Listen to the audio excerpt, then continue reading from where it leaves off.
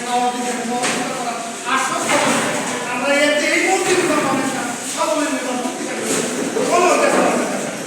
যাই হোক, আমাদের ঝুঁকির মুহূর্তটা আপনারা বলতে আমরা বিগত দিনে আপনাদেরকে ছাড়া আমরা আপনাদেরকে এমন কিছু আমরা কাজ করি নাই, আমরা যারা আছি যেমন কিছু করে নাই কোনো দিক দেখে এটা কিন্তু আমরা বুকের সাহায্য কারণ আমরা করি নাই এটা 100% সুন্দর রাখেন। আর যা কাজের করবো সেটা আমার খুব স্নেহবাদ তাদের ভাই আমার খুব বন্ধু আর একটা কাজ সমালোচনা দেওয়া না। এখন কত আমাদের এই যে সম্পর্কটা সারা বাংলাদেশে কিন্তু সম্পর্কের কাজ করছে।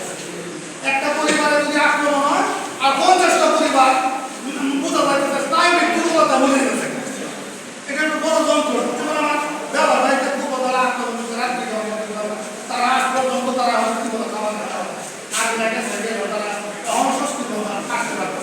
এই খবর আমার বাড়িতে আসাতে আমরাও তোমার এরকম সভাতে যেহেতু আমরা সংখ্যায় লোক আমরা কিন্তু কথাটা হলো আপনারা যদি আমাদেরকে একটু এরকম সান্ত্বনা দেন, একটু খোঁজ খবর রাখেন, ইউনিয়ন পর্যায়ে যে আপনারা যে সভাপতি সেক্রেটারি আছেন তারাও যদি আমাদের মন্দিরে বা আমাদের এই প্রতিবেশী যারা আছে হিন্দু সম্প্রদায়ের ঘরগুলো আছে তারা একটু খোঁজ খবর রাখেন, এতে কিন্তু আমরা অনেকটা মঙ্গল ফিরে পাবো। এইটাই হলো আপনাদের কাছে আমাদের দ্বারা আপনাদের কোনো দিন ক্ষতি হয়েছে না, হবেও না। এরকম কার্য আমরা এখানে বলতেন রবি বাইরে গেছি এই যে স্যার রবি দাদা আমার এক চাকরি আছে আমার বড় কি আমার দাদা করে ডাকবো আমি এই দাদা দাদাকে আমার এই সংবাদ আমরা আপ্লুত হয়ে গেছে যে আমরা কোন দিকে যাবো কাজে করতে কাছে আমার সাথে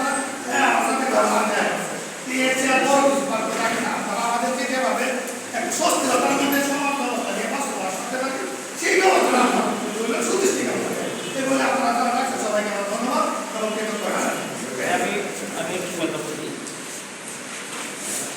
আজকে দেশে এই উদ্বুদ্ধ পরিস্থিতিতে আমাদের নেত্রকোনা জেলা বিএনপির সদস্য সচিব এবং যিনি নির্বাচন করেছে বন্ধুবান্ধব ডক্টর তার আহ্বানে আজকে আমরা এখানে হিন্দু সমাজের মন্দির পবিত্র ভবন সকলে এখানে উপস্থিত আছেন উপজেলা বিএনপির সম্মানিত সাধারণ সম্পাদক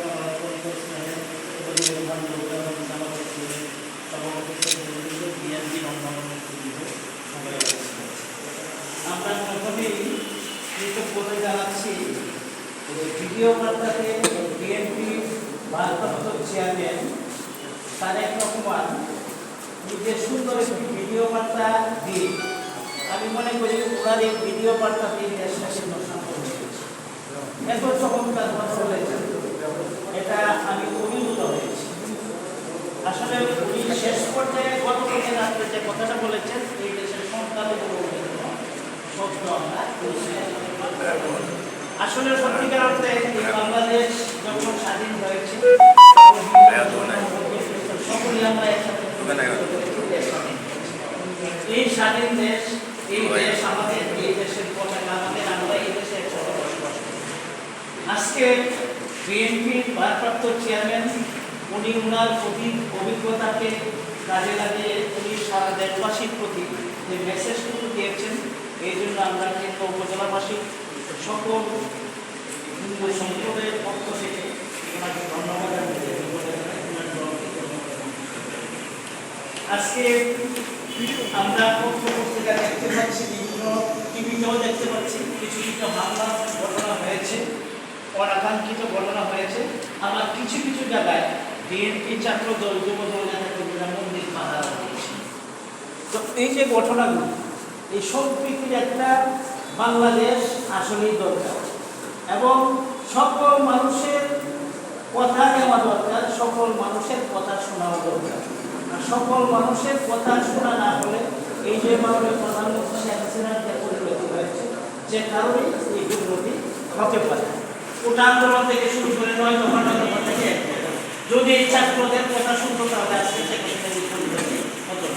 যাই হোক, আমরা আশা করব যেখানে আমরা কিন্তু হিন্দু সম্প্রদায়ের প্রজাতন্ত্র কমিটির সভাপতি এসেছেন সঞ্জয় স্যার, সেক্রেটারি সজল কুমার সরকার, এরপরে হিন্দু গণপরিষদের সভাপতি গোলাম কান্তি চৌধুরী, সেক্রেটারি বন্ধু সুনীল পোদ্দার, মন্দির কমিটির সভাপতি ডাক্তার দিলীপ পোদ্দার, সেক্রেটারি নাই, এরপরে সহসভাপতি সহ অন্যান্য নেতৃবৃন্দ আছেন।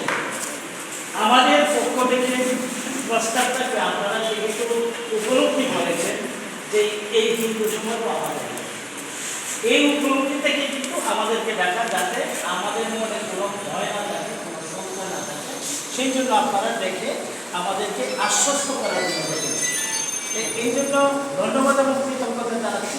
পাশাপাশি একটা প্রস্তাব করছি যে আমাদের কেন্দুয়া এবং আটপাড়া উপজেলায় যেখানে যেখানে মন্দির আছে, ধর্মীয় উপাসনালয় আছে, সেইখানে আপনারা দলীয় নেতৃবৃন্দ নিয়ে এবং হিন্দু সমাজের নেতৃবৃন্দ নিয়ে প্রত্যেকটা মন্দির এলাকায় একটা করে কমিটি করে দেন, যাতে সেই কমিটি এই মন্দির রক্ষাগুলোর জন্য নিরাপত্তার ব্যবস্থা করতে পারে। এবং আমাদের এই কেন্দ্রতেও এরকম একটা কমিটি করা হোক।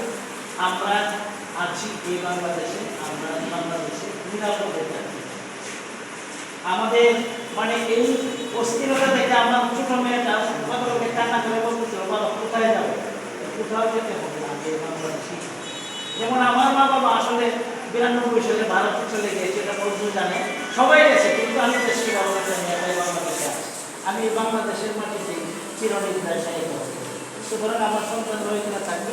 আমাদের হিন্দু সমাজ, আমরা এখানে যারা আছে হিন্দু সমাজকেও বলবো যে আপনারা একটু কিছু হওয়ার সঙ্গে সঙ্গে এটাকে মানে না চলিয়ে আপনার নেতৃবৃন্দ যারা আছে আমাদের কাছে জানাবেন। যেমন এখানে রবিগুলালি আছে, রবিগুলালিতে জানাবেন বা মজিবুর রহমান তাদেরকে জানাবেন। আমরা আলোচনা করে এগুলি সমাধান করব। আগে মানে উত্তেজিত করার কোনো দরকার নেই। এতে আমাদের ক্ষতি হয়, দেশের ক্ষতি হয়, দেশের ভাবমূর্তি বিদেশে পূর্ণ হয়। এই বাংলাদেশটা আমাদের, এই বাংলাদেশের ভাবমূর্তি যাতে বিদেশে পূর্ণ না হয় সেই লক্ষ্য আমাদের রাখতে হবে। আমি আশা করব যে আমি যে প্রস্তাবগুলি রেখেছি সেই প্রস্তাবগুলো আলোকে প্রত্যেক মন্দির এলাকায় মন্দির কীভাবে নিরাপত্তা দেওয়া যায়, সংখ্যালঘু পারিবারিক নিরাপত্তা দেওয়া যায়, যেটা তার অত্যন্ত সুন্দর ভাষায় বলেছে। সেই আলোকে আমরা কাজ করব। সকলে আমরা ভালো থাকবো, আমরা শৃঙ্খল